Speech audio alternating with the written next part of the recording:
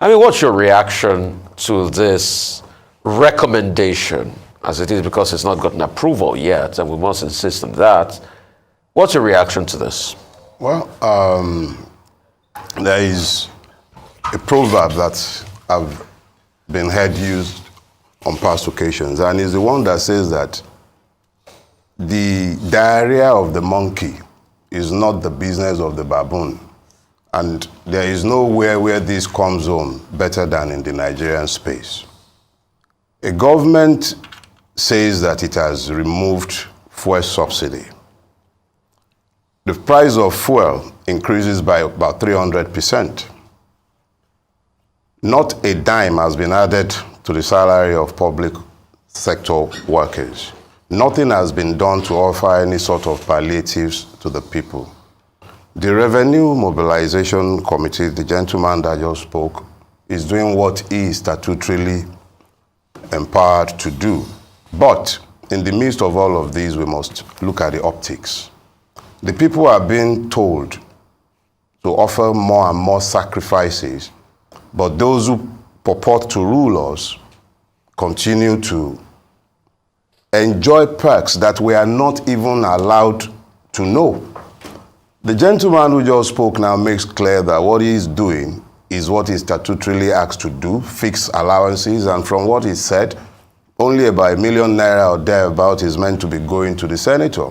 But of course, we all know, because we don't know, and we are asked to fill in the gap because of the opaqueness of the finances of the Nigerian government, and particularly the legislators.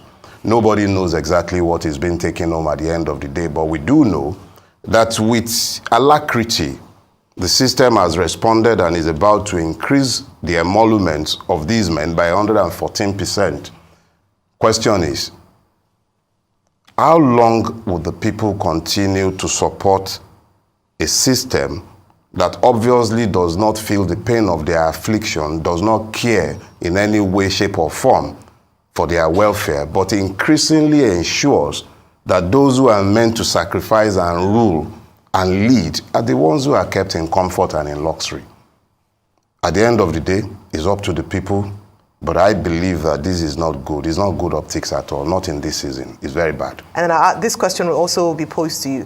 Mr. Farotimi, in justification of the RMFC's position, they've said that this decision wasn't made under this, or didn't start under this tenure. Now, if you recall, in February, they had a one-day retreat where they had zonal consultations with regards to the salary review. And also, in their defense, this review hasn't happened since 2007, 16 years ago. So in light of current realities, perhaps it is justified to also consider public office holders who are also Nigerians.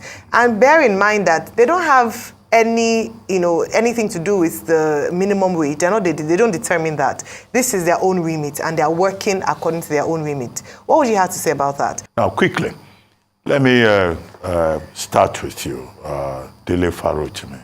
Two quick things for you. The first is, will it have made a difference if this proposal by the RMAFC is only for judicial officers? Because originally, when this whole debate started, it was meant only for judicial officers. In fact, it was a proposal by the NBA. But now the RMAFC, responding to it, has added public office holders to it. Will it have been, will your reaction have been different if it was just judicial officers, who, as we know, are victims of poor welfare, poor conditions of service, and all of that? And then, of course, you are a Labour Party man to take the thing beyond the RMAFC. Do you still have hope, with the momentum that Tinubu has generated, that anything magical will happen to displace him or to change anything in any way? I mean, you are a student of real politics. I am all for anything that guarantees the independence of the judiciary. I've had a lot to say about the judiciary. It's not the time to repeat any of that. But truth is that increasing the remuneration of any public officer, particularly those like the judicial officers who ordinarily shouldn't even be seen in public spaces, talk less of have additional places where they could augment their income. If we're saying they shouldn't be corrupt, then we must, of course, be willing to pay them living wages. I would have zero problem with paying judicial officers what I believe to be living wages. So if their remuneration were to have been increased in isolation to that of people whose actual remuneration are unknown to Nigerians, then I wouldn't have anything to say against that. I would only have asked that by the same token that judicial officers would have had their salaries and emoluments increased, people in the hospitals, people in schools, public officers, more or less civil servants, those who are not political office holders should equally enjoy the same benefit. When you now speak to the matter in court in passing, let me say this. The judiciary is meant to be the last hope of the common man. We are all here, and we were here in Nigeria on the 25th of February. The judiciary will be given adequate evidence of what transpired on that day.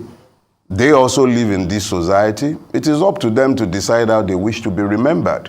I have already said, I have zero trust or hope in the Nigerian judiciary. I'm on record as having said that multiple times.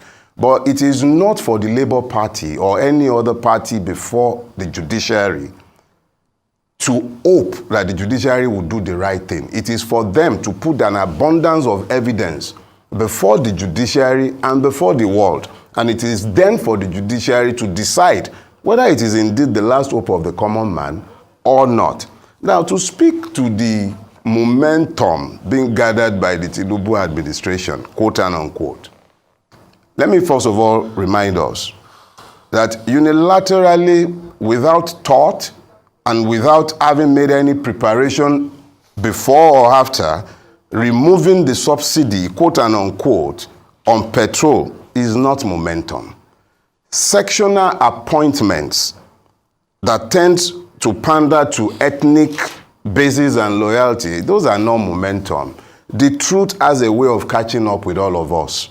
Now, somebody has gone off to Spain to go and bring investors from the moon. Those are not momentums. Eventually, when the tire hits the road and people begin to understand just exactly how divorced from reality those who purport to rule Nigeria are, those who are already looking at situations and think that the only thing to be thinking about in this moment are increases in political office holders' salary, eventually, the people, whether they were APC members, PDP members, Labour Party members, when they find that when they get to the filling station, nobody demands their party affiliation. When they get to the market, nobody is asking whether Yachinedu is paying more or less than the other. The commonalities of their afflictions will become obvious to them. And they should by then begin to understand that this is not about ethnicity. It's not about political affiliation even. It is about the common good and the common interest. Those who care about common good focuses on what is best for all, not on what is good for a section. Any young Nigerian below the age of 30 that you recruit in a job in Nigeria today is already processing some visa or the other out of Nigeria. They're running away. So what hope is being renewed? Momentum will soon find momentum, and we'll know whether it's mentolatum or aboniki.